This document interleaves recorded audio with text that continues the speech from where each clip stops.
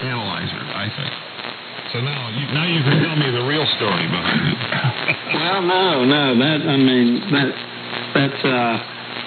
was all true, and you got the really high price model. I think that wired and tested version was $12.95.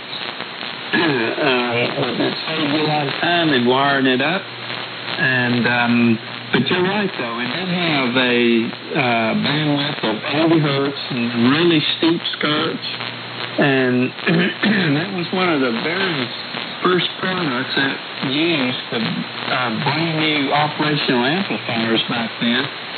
And people back then couldn't build precision, narrow band, non-ringing filters unless they used very high precision components.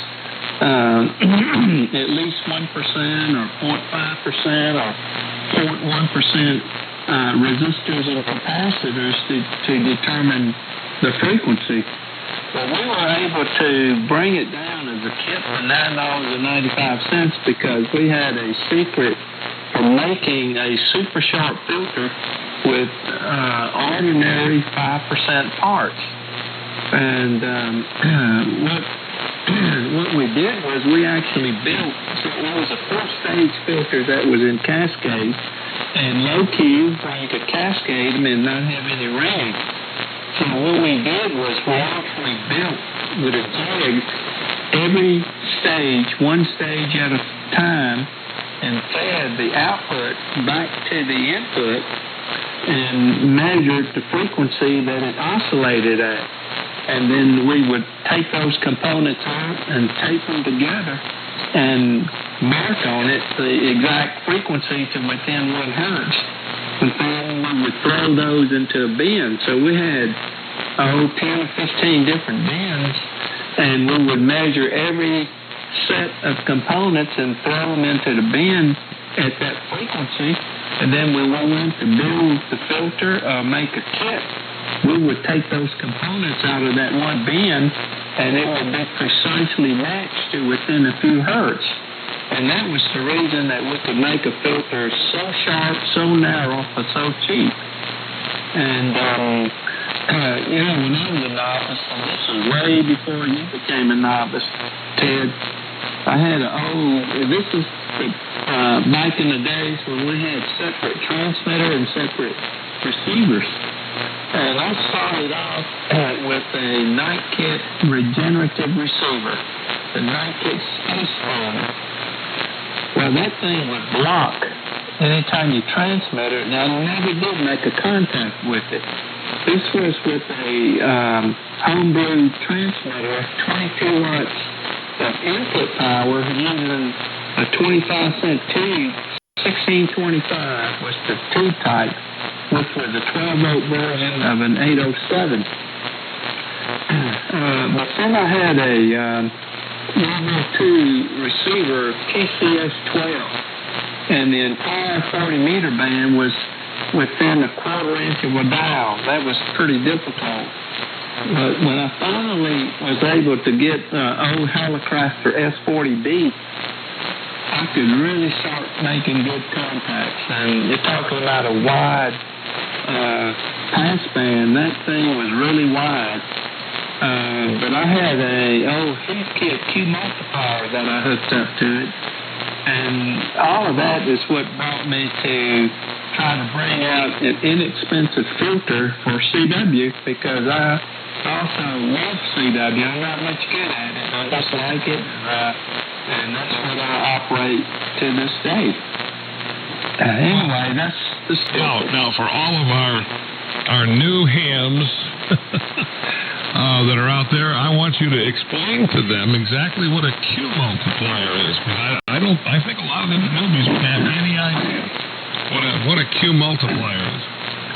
Oh, and that was a very interesting concept. What it is, this was a device that you inserted. You had to go into the radio and insert it into the IF strip of the receiver. And back then, most of the IFs were at 455 kilohertz. And what it did was it would take the RF transformer, and by using positive feedback, increase the Q up to close to 1,000, to a point where the RF amplifier would start to oscillate. And you could get really, really narrow signals, but if you got too narrow, it would start ringing. And what that means is it would start producing a ringing sound, like an echo, when you got too narrow. But that's how we were able to get the passband down. There were two controls on Q multiplier. There was a tuning control that would tune within the passband of the IF, and then there was a selectivity control, which if you turn up too far, it would start to oscillate. It was like a regenerative IF stage. But you used to be able to Heathkit and some of the other companies, and it was a two-type device that some of the radios had accessory sockets that you could rob some of the power out of the receiver and power that unit. It was a great device. Well, I remember seeing Q multipliers, and then we went through a rapture after the newer types of radios came out. You'd find Q multipliers all over Dayton and all over all the other Hamfest. People were selling them, you know. But during their day, no, I was just going to say, I was noticing that the helicopter's receiver I got sitting here on the table that we were using to kind of monitor WTWW, and I was asking David, what's the model number on that? That's a S40B. S40B. So this so do you? Let me ask you a question. Do you have an S40B?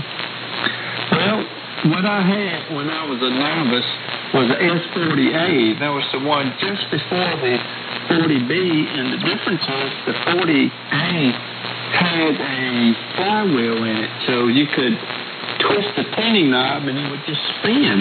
And I think they took that out of the 40B, and the front panel was stamped out in the 40B compared to the 40A. Other than that, those two receivers are pretty much identical. Now,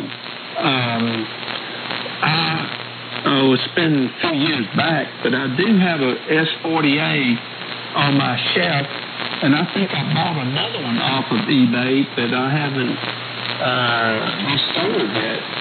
That's a great receiver. That's a classic. The problem is, do you run into this? Do you ever run into going to a Hamfest and you see something, you say, oh my goodness, I've got to have that. I've got to have one of those. I've always wanted one of those. Okay, so you get it, you bring it home, and then you realize you already had one. Have you ever? Oh, you wouldn't believe how many of the same models that I have, and I know I have at least two 48s and